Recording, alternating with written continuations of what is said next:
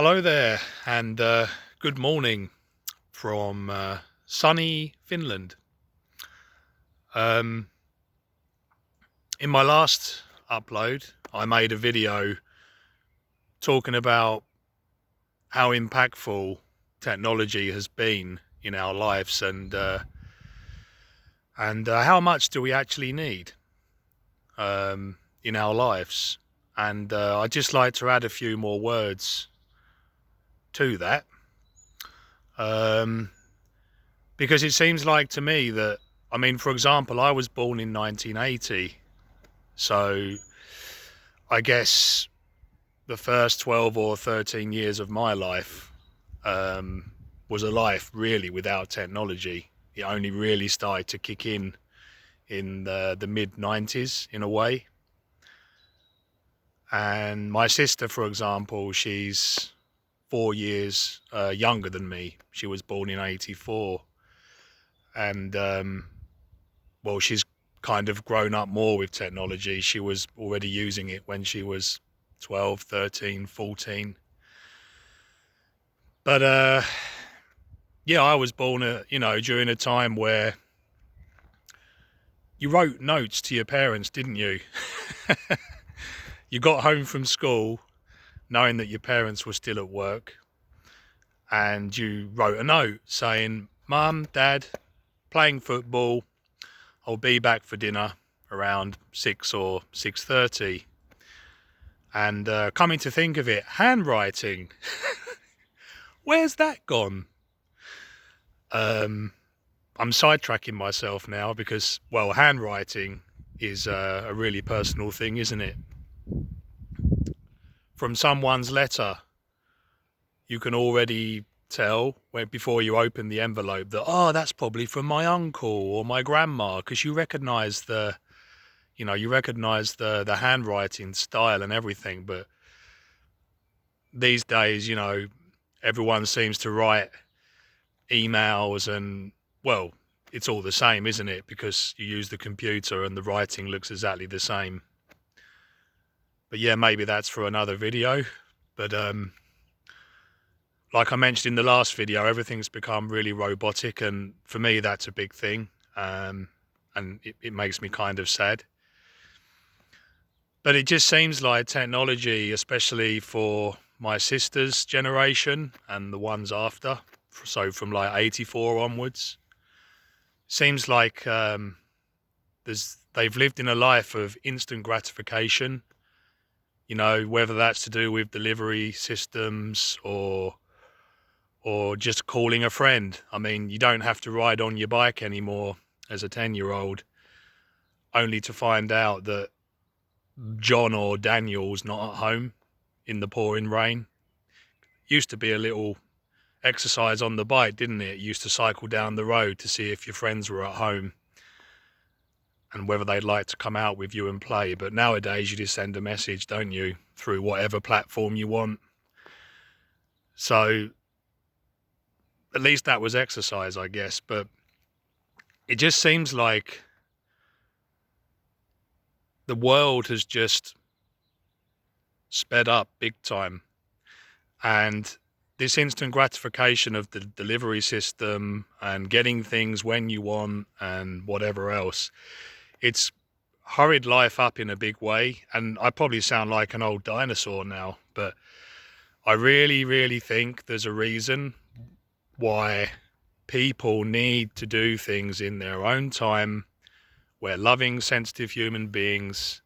And like I mentioned about the writing, the handwriting, it's like it gives you a warm feeling when you receive a real letter handwritten. It means that that person has taken the time to write that. And when you see that style of handwriting, it gives you like a warm feeling inside, doesn't it? And I guess in the last video I mentioned that there's a certain amount of technology that's good for us. It's not all bad. It belongs in its certain places, like I mentioned. It's actually a good way to stay connected to your family, especially if you live abroad like I do. But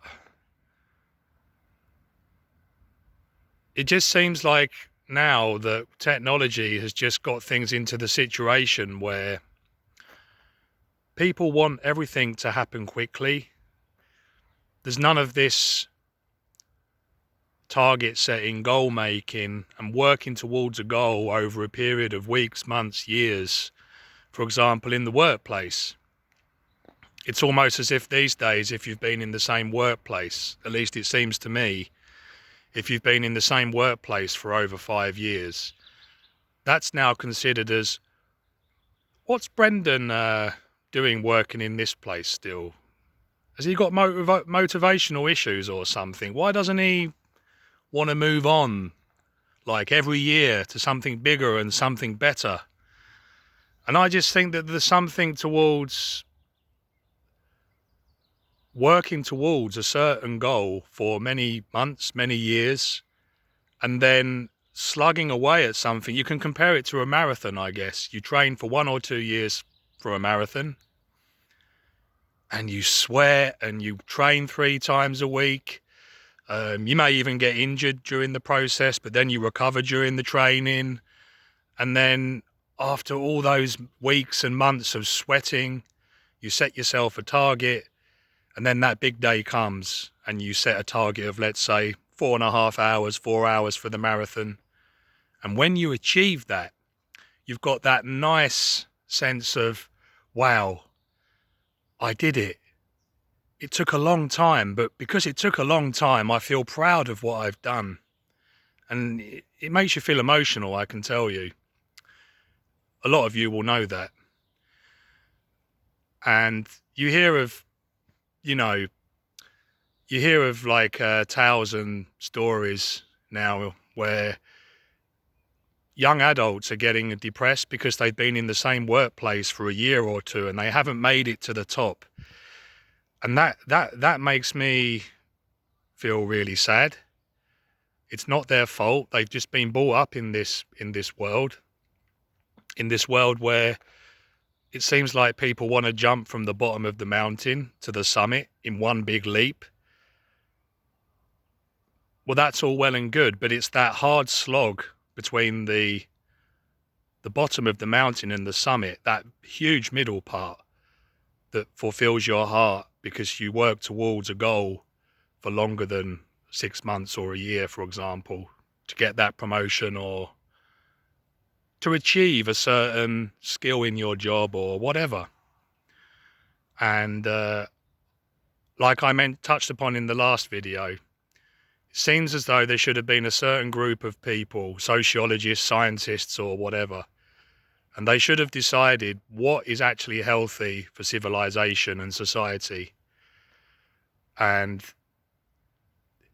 it just seems as though those moments where, as a kid, when I grew up in the 80s, you used to sometimes not have anything to do and you sat there for 10 minutes without playing with your phone or something, and you used the creative part of your brain to think of something. Oh, maybe I'll go and knock for John. I'll ride 2 miles on my bike, give him a knock.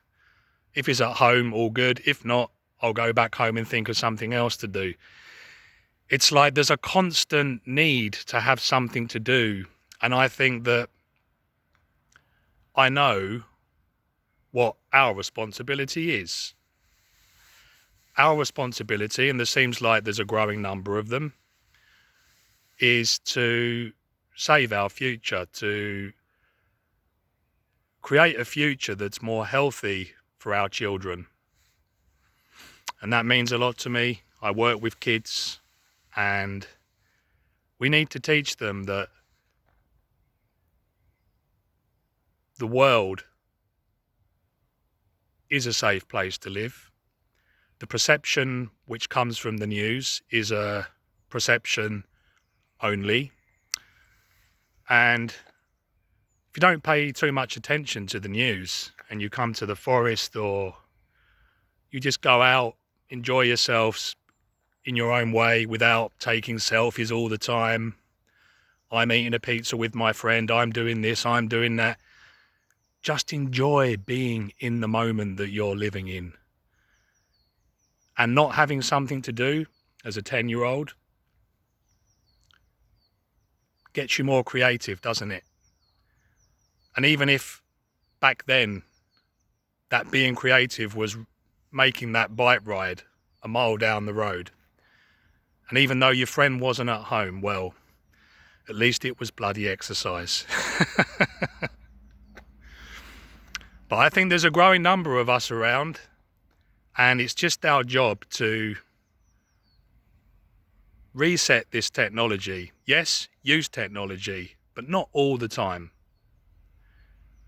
Set time limits, and when you're with your friends, try and stay away from the technology just a little bit more, so that we make the most of the contact and the rapport that we have with our loved ones and our friends, because we are beautiful, loving human beings, and the fulfillment that we get when we're just focused on the people that we're with and what we're doing is the best feeling in the world, isn't it? And somehow sharing every moment with everybody, I don't think that that's good at all. To take a few pics maybe is okay, but to film everything, to take photos of every single thing that you're doing and then update the metaverse and everything else, it's like you're paying attention to that. You're not actually paying attention of being with your wonderful friend, your wonderful wife, husband, boyfriend, girlfriend, or whoever. So yeah, I'll leave it like that. And as I say, there's a reason why we are called human beings and not robots. We don't all want to be the same. Individuality should be a blessing, not a threat.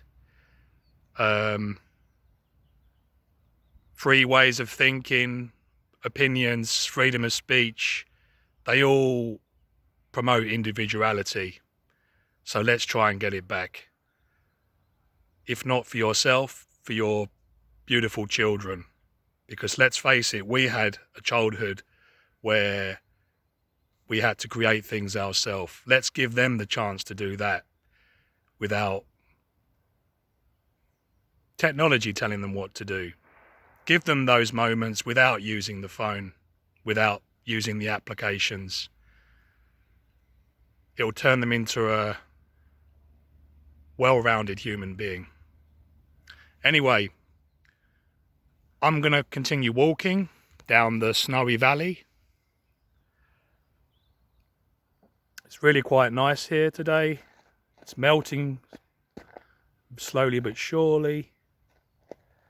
And I hope you all have a lovely weekend. Remember, you can create your life however you want to. Anyway, I'll be back next week. Have a lovely weekend. Enjoy being with your family. And be outside when the weather's like this. Because it's beautiful. See ya.